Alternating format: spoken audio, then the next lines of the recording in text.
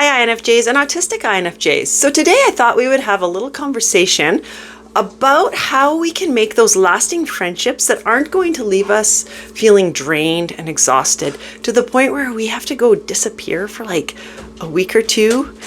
I always think about those memes that I see across social media. My dog just came barreling in here. Anyway, those memes I see across social media about the INFJ. When our friends, they don't know if we're like superheroes or what's going on because we'll just like disappear for like weeks on end and then all of a sudden we reappear. But in all reality, on a serious note, this does happen. And then when we come back, those friendships just aren't there anymore. So this came in from a viewer. This was a suggestion from one of my viewers to talk about how we can make sustaining relationships, friendships that aren't draining. And I thought that was a really great topic to talk about because I know for me, I used to struggle with this and I do see it come up lots in communities that I'm a part of with INFJs. So I think it will be an interesting conversation. So if you're new to my channel, welcome. My name's Trina Brentnell. I'm an INFJ and I'm also autistic. I like showing up and sharing things that I have found that have helped me throughout life, just making my life a little easier, helping me understand myself so that I can help others who are like me feel seen, heard, and understood, because that would have made a world of difference to me a few years ago. So welcome. If you're returning to my channel, welcome back. I'm grateful for you all and I hope you find it helpful. Before we get going, if you have something that you would like me to talk about, an idea or a topic or a struggle you're having, please drop in the comments. Or if you don't want to do that, I understand, I get it, because I used to be like that too. I will leave my email address in the description of this video and you can email me directly. Or if you just want to say hi. I love hearing from my viewers. It brings me so much joy. All right, so let's get into this so I don't keep you guys too long because everybody's time is precious. So, unlike most INFJs, just like pretty much all of us INFJs, we struggle with friendships. I was the same way. Growing up, I knew that most people didn't understand me and I didn't understand them. They didn't get me and I really struggled fitting in. So I had very few friends, very few that I would have called really close friends. I was a heavy masker, which a lot of us are. So anybody that I was friends with, they were more like acquaintance friends all through school. They never ever really knew who I was, the real me. So doing that, I never had any real close friends that I could say were super close because like I said, they never really got to know me. So I really struggled with that meaningful relationship. I did not realize why. I mean, it was me from masking. Of course, people can't get to know you, right? So I struggled with that, but I did find friendships really exhausting. All through my childhood, my teen years, and even into my adult life, I found friendships exhausting to the point where for quite a long time, I gave up on them. I figured they just weren't for me. I'm not going to have any. However, INFJs, and I don't know if specifically INFJs, but human beings in general, we crave connection, right? We need that. We need to connect with people. We need those relationships. We need friends. We need significant others, that sort of thing. Now, it doesn't mean that we all need it at the same level. There's different levels for all of us, right? I have a very minimal social life and I only have a small handful of good friends, but I do very little with them because I really like my own time, my alone time, and I like to do things on my own. But anyway, going back to that, we need meaningful relationships for our self-love, to love who we are, to stay happy, to stay focused on the positives. When we get into those negative spirals, going down those rabbit holes and we focus on negatives, that's all we see. It just keeps coming back at us, right? We need those relationships, but it's a struggle for many INFJs. It's a struggle because we invest very deeply emotionally in our relationships, in any relationships. We invest emotionally. We can't help it. That's just what we do. We know, like we can read our friends like a book. We know how they're feeling. We know what they need. We know how to give it to them. So that's what we do. The problem is many INFJs, we struggle with absorbing those feelings, those emotions that our friends are having, and we pack them with us. right? And that is what is exhausting. So it's like we're always giving and giving because we know how they're feeling and we know that we can go and fix this, or we have ideas on how to fix it so they can feel better, so that we don't feel that way again, right? This is very draining. We absorb those emotions, and if we are not careful and we haven't learned how to be able to tell what is our emotion and what isn't, and give back what isn't, it drains us and it will lead us to burnout. And that's not a fun place to be at all. But there are a few things that INFJs can do. They're just little shifts, little mindfully things that we can do and learn, little skills that we can learn so that we can make these sustainable friendships that don't feel so draining.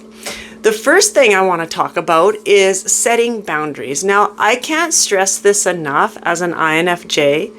Boundaries are so important in so many different aspects of our life. And as an INFJ, I know we really struggle with boundaries, many of us. Now, boundaries are a skill.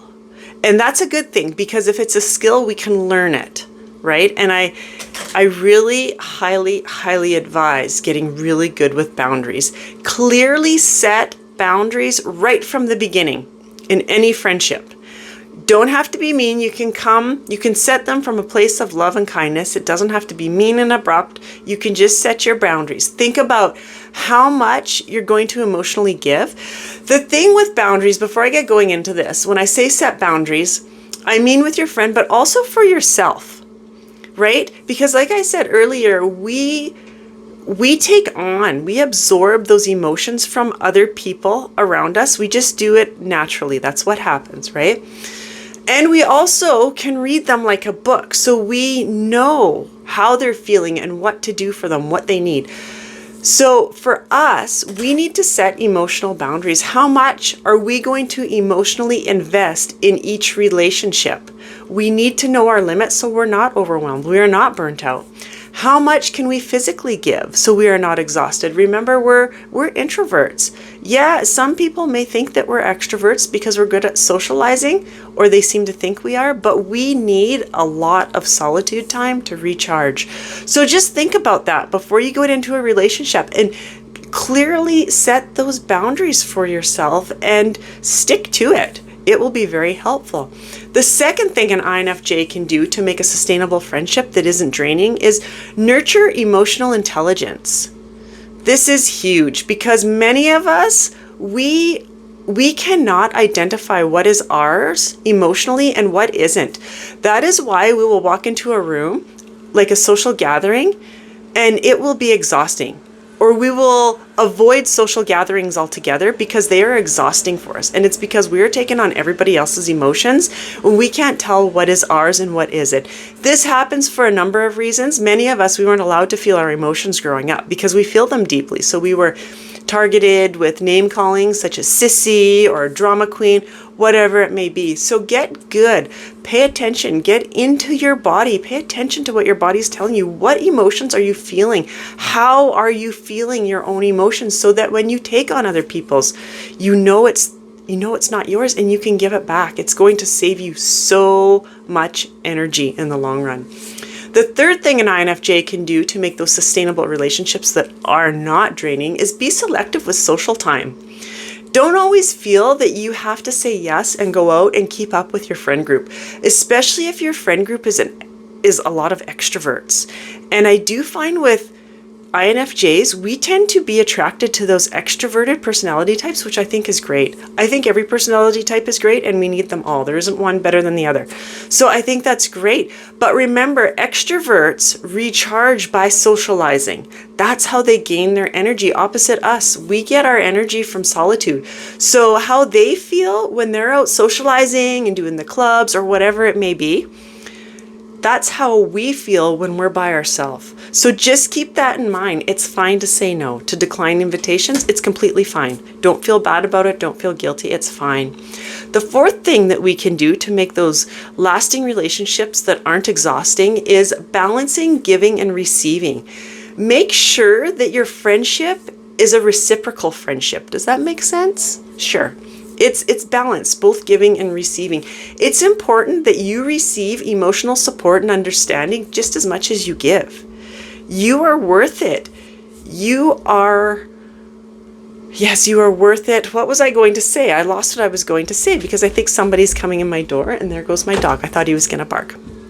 You are deserving. You are worth it, and deserving as just as much emotional support and understanding as anybody else. And I know that you give it because that's what we do naturally. So make sure that the give and receive is there, and it's just not you giving, because quite often we'll find ourselves in a relationship where it's all us giving, and nothing coming back.